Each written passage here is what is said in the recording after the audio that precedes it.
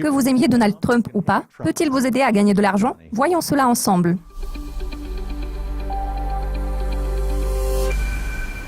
Plus de 6 semaines se sont écoulées depuis l'investiture de Trump. Le temps court vite. Nous ne sommes pas une émission politique, nous nous spécialisons dans les investissements. La question que nous voudrions aborder est de savoir si Trump peut vous aider à gagner de l'argent.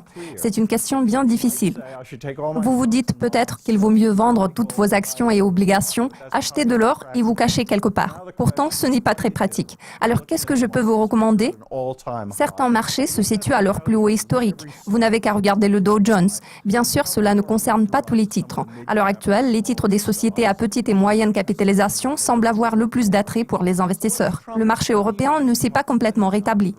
Alors, que Donald Trump veut-il dire en parlant d'une reprise économique? Son programme de relance budgétaire prévoit une augmentation des dépenses d'environ 50 milliards de dollars pour le secteur militaire. Cela devrait jouer en faveur des investisseurs détenant des titres des sociétés intervenant dans ce secteur, tels que Boeing, Lockheed, Raytheon. En revanche, il veut réduire certains programmes sociaux. Il veut supprimer l'Obamacare, soit la loi sur les soins médicaux abordables. Cela pourrait avoir un impact négatif sur certaines compagnies d'assurance, ainsi que sur d'autres acteurs du secteur de la santé aux États-Unis. Jusqu'à présent, les grandes sociétés américaines intervenant dans ce secteur, telles que la HCA, n'ont ressenti aucun impact, tout en affichant une bonne performance. Quel genre d'impact les déclarations et les projets ambitieux de Trump pourraient-ils avoir? Je suis d'avis qu'à un certain moment, les taux d'intérêt devraient augmenter, ce qui aura un impact défavorable tant sur les actions que sur les obligations.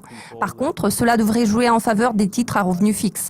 Les personnes âgées seront probablement celles qui en tireront le meilleur profit. Je pense que l'augmentation des dépenses prévues par Donald Trump se traduira par un accroissement du déficit. Je parle notamment de ses plans en matière de dépenses d'infrastructures totalisant près d'1 billion de dollars. C'est probablement une bonne nouvelle pour des entreprises comme General Electric, General Motors, les entreprises de l'industrie lourde dont l'activité est liée à la construction des routes, des ponts, des voies ferrées, des aéroports, etc. Parallèlement, la confiance dans les perspectives économiques s'est améliorée. La dynamique des marchés boursiers en est une preuve flagrante. Les actions de certaines entreprises ne cessent d'enregistrer de nouveaux plus hauts. En l'occurrence, je pense que nous devrions faire preuve de prudence car leur progression ne peut pas durer sans cesse. Il serait donc raisonnable de réfléchir à une prise des profits sur ce marché qui semble avoir atteint son sommet. Le temps de cet épisode de conseil en placement touche à sa fin. Je suis Mathieu Stevenson en partenariat avec Dukascopy TV. Rappelez-vous, l'argent peut prendre soin de vous, mais il ne peut prendre soin de lui-même.